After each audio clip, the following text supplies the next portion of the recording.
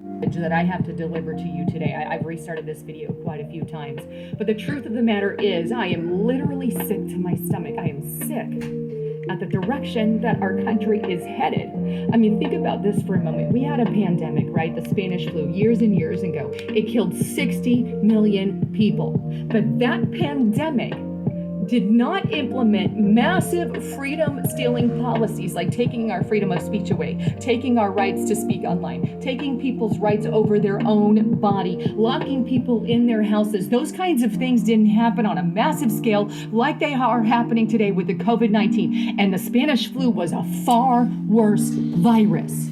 Yet today, every ounce of our freedom is being given up by people, and millions are clapping along, saying, take it away. I mean, I am just heartbroken that our Constitution and Bill of Rights is being treated like toilet paper. Even under the Spanish pandemic, the Spanish flu, it was never treated like that. Our Constitution was still revered, but not today.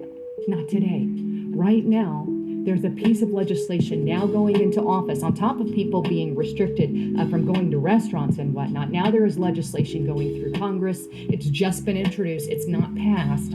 But this legislation is attempting to make it illegal to get on a plane if you're not vaccinated. Here's what I'm talking about. Take a look at the actual bill. It's on congress.gov, HR 4980, to direct the Secretary of Homeland Security to ensure that any individual who is traveling on a flight that departs from or arrives to an airport inside of the U.S.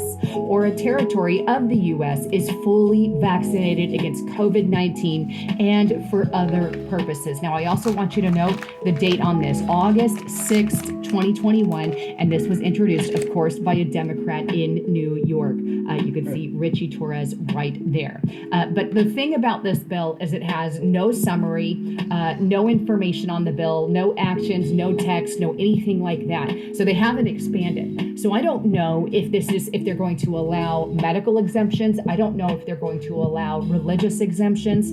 I don't know if they're going to allow tests to be taken or not be taken as an alternative. But what I do know as it reads right now, it's been introduced, and if this were to pass, and it has not passed, it just got introduced, then this would limit tens of millions of people from flying on an airplane. And here's what's interesting as well is a former Obama official actually called for something similar to this on August 4th, 2 days before the bill was introduced. And here it is.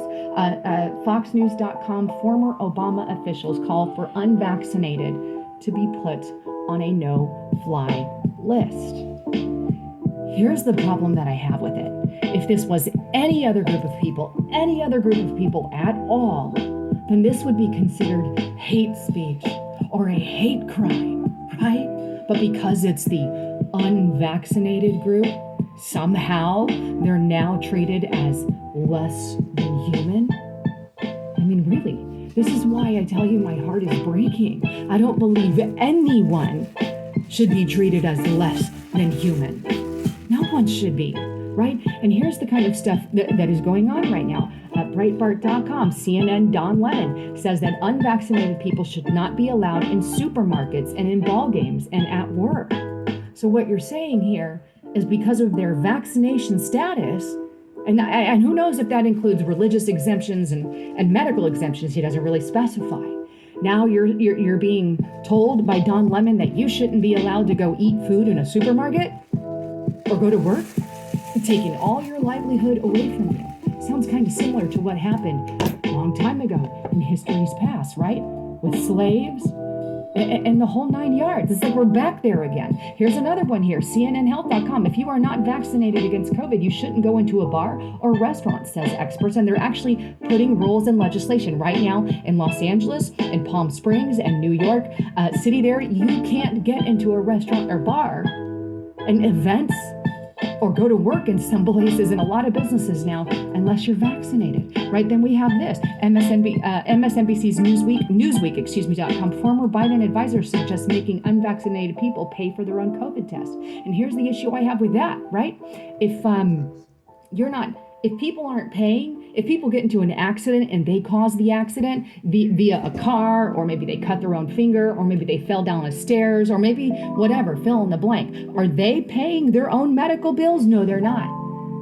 So it doesn't make sense to force it upon an unvaccinated group unless you're not paying for any accidents that you commit either. But that's completely kicked off the curb because it's an unvaccinated group. Forbes.com coming soon for the unvaccinated, a $50 monthly paycheck deduction from your employer. Then we have this, the coronavirus, NewYorkTimes.com. As a doctor, can I refuse service to my unvaccinated patients? And these are literally the things that are happening to one group of people. And look, that's not the only thing that's happening to these people. Right now, we're actually being told by Fauci and the media that the unvaccinated people are the reason that we have all these variants popping up, right? Take a look at these articles here. This is CBSNews.com. Fauci says unvaccinated Americans are propagating this outbreak as Delta spreads. We have WashingtonPost.com. The CDC needs to make it very clear. The problem is the unvaccinated people. Newsweek.com. Alabama governor says it's time to blame the unvaccinated folks for the rise in COVID. CNNHealth.com. Unvaccinated people are variant factories infecting disease, experts say. Once you start blaming people, once you start putting a name to something, right, like they did with the Jews, right? They caused all the economic issues, as Hitler says, right? What happens? Well, it becomes permissible to mistreat those kinds of people or abuse them. And that's why we have all this stuff. They should be kept from flying. They should not be allowed in restaurants. It's becoming permissible to mistreat these people. Maybe they have religious convictions. Maybe they have medical issues, or fill in the blank. I don't know, right? But what I do know is they're not subhuman. And this is above and beyond. And when I say my heart is breaking, my heart is breaking. I'm going to show you this last article because I think it really sheds light on what I'm trying to say here. And here it is, TheGuardian.com. It's only a matter of time before we turn on the unvaccinated. And it actually talks about that idea and principle. That's just downright terrifying. I'm for equality of everyone, no matter your religious belief or wherever.